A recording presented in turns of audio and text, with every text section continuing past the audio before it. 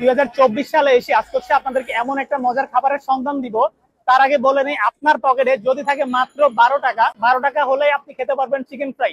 আমি যে chicken fry দেখে খেতে আসছি, 12 টাকা পিস, খুবই ভালো, খুবই ভালো।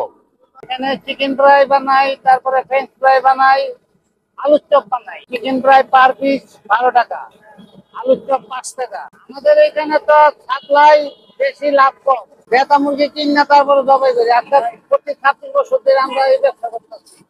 এখানে যদি 2 নাম্বার জিনিস খাওয়াইতাম তাহলে তার এখানে দোকান করতে পারলাম না। 1 কেজি মুরগির দাম 35 পিস হয়। এখানে আছে সিল্ক আছে, সয়া সস আছে, টেস্টিং সল আছে, ডিম আছে, চাউলের গুঁড়ো আছে, 32 আছে, অনেক মশলা আছে। তো গাইস, এট লাস্ট আপনাদের সামনে নিয়ে আসলাম 12 টাকার চিকেন ফ্রাই। আর এই ভিডিও দেখা মাত্রই হয়তো আপনারা আমার অনেকে গালিগালাজ দিবেন যে ভাই এটা মরা মুরগি বা এই মুরগি সেই মুরগি, আদার্স অনেক কিছু আপনারা বলবেন। বাট আমি হচ্ছে ওনাদেরকে জিজ্ঞাসা করলাম, ওনারা বলছেন যদি প্রয়োজন হয় ওনারা কোথা থেকে মুরগি নিয়ে আসে সেটাও আমাদেরকে দেখাবে। চিকেনের সাইজটা যদি দেখাই, দেখেন এই সাইজ কিন্তু যে একদম আহামরি অনেক বেশি বড় সেরকম কিন্তু কোনো কিছু না। উনি অলরেডি কিন্তু আমাকে বলে দিছে যে 1 কেজির ওজনের একটা মুরগিকে প্রায় 30 থেকে 35 পিস উনি করে থাকে। চিকেন ফ্রাই খাওয়ার জন্য উনি হচ্ছে একটা পুদিনা পাতার টক দিছে। তো এখান থেকে বেশ ভালোই কিন্তু একটা স্মেল আসতেছে এই পুদিনা পাতার সসের মধ্যে ডিপ করে। আর দেখি কি অবস্থা।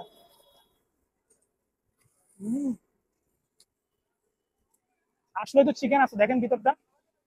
আর এই চিকেন ফ্রাই একজনের পক্ষে 10 থেকে 12টা খাওয়া কোনো ব্যাপারই না।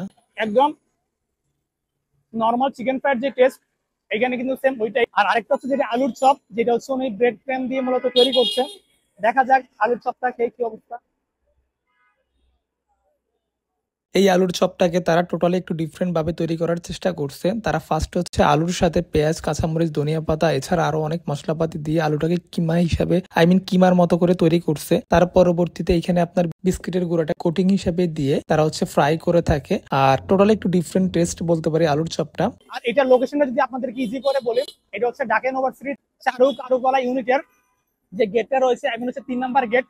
ঠিক ওই গেটের সামনে হচ্ছে ওনারা বসে থাকে।